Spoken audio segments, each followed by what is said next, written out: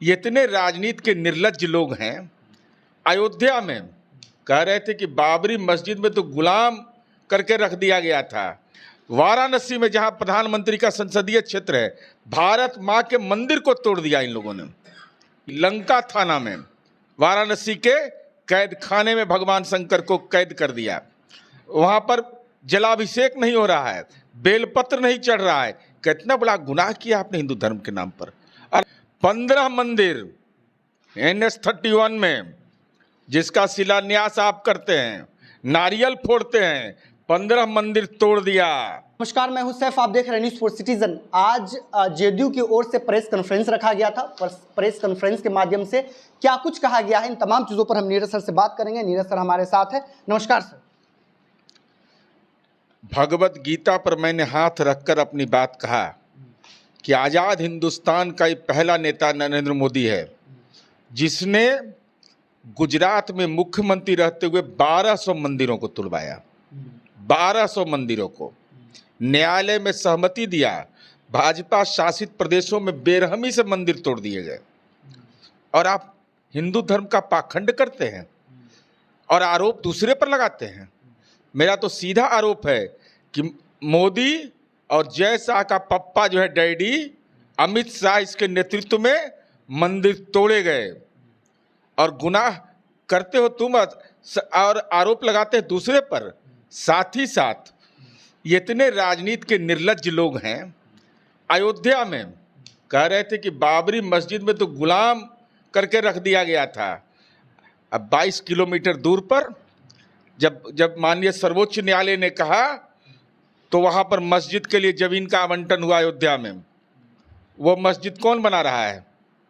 कौन बना रहा है? मोदी जी जरा बताइए। धर्म के नाम पर पाखंड आप करते हैं और भाजपा शासित प्रदेश में बेरहमी से इस काम को किया गया है। वाराणसी में जहां प्रधानमंत्री का संसदीय क्षेत्र है, भारत मां के मंदिर को तोड़ दिया इन लोगों ने। ये धर्म की बात करते हैं। 150 लगभग शिवलिंग आज भी लंका थाना में, वाराणसी के कैद खाने में भगवान शंकर को कैद कर दिया। वहां पर जलाभिषेक नहीं हो रहा है, बेलपत्र नहीं चढ़ रहा है। कितना बड़ा गुनाह किया आपने हिंदू धर्म के नाम पर। और आप हिंदू धर्म के प्रवचन की बात करते हैं। माननीय गिरिराज सिंह भारत सरकार के मंत्री हैं, हिंदू धर्म के पैरोकार हैं। 15 मंदिर NH-31 में जिसका शिलान्यास आप करते हैं, नारियल फोड़ते हैं, 15 मंदिर तोड़ दिया। कौन गुनाहगार है उसका? और अशोक राजपथ पर पटना कॉलेज के सामने जो मां भगवती का मंदिर है, नितिन नवीन ने सहमति दिया। नितिन नवीन ने डबल डेकर पुल के सामने आज प्रवचन कर रहे हैं। आप प्रवचन कर रहे हैं। आपने मंदिर तोड़ने की सहमति दी। और हमारे मुख्यमंत्री माननीय नीतीश कुमार जी हैं, जिनकी सोच देखिए।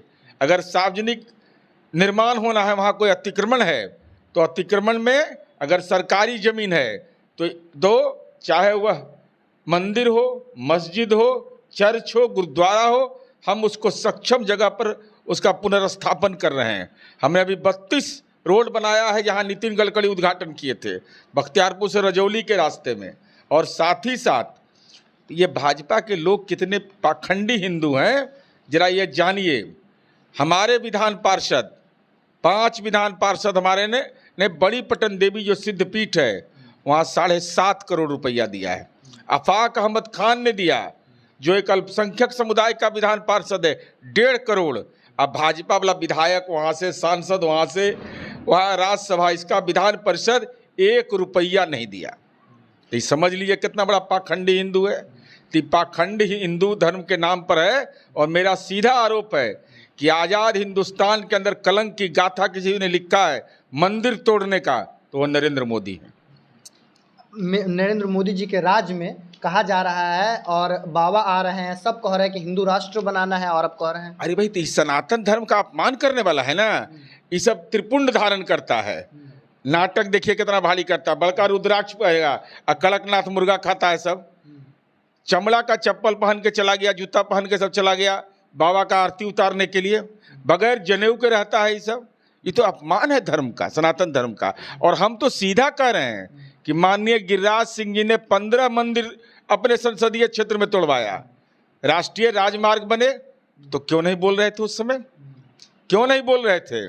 15 मंदिर तोड़ा गया, ये कलंक कौन लिया? और नरेंद्र मोदी ने तो इसकी शुरुआत करवाई गुजरात के मुख्यमंत्री रहते हुए, भाजपा शासित प्रदेश में। और वहां तो गुजरात में तोड़वाए ही, बनारस में आए तो भारती माँ का मंदिर तोड़ दिया, भारत माँ का मंदिर को तो तहस नहस करवा दिया।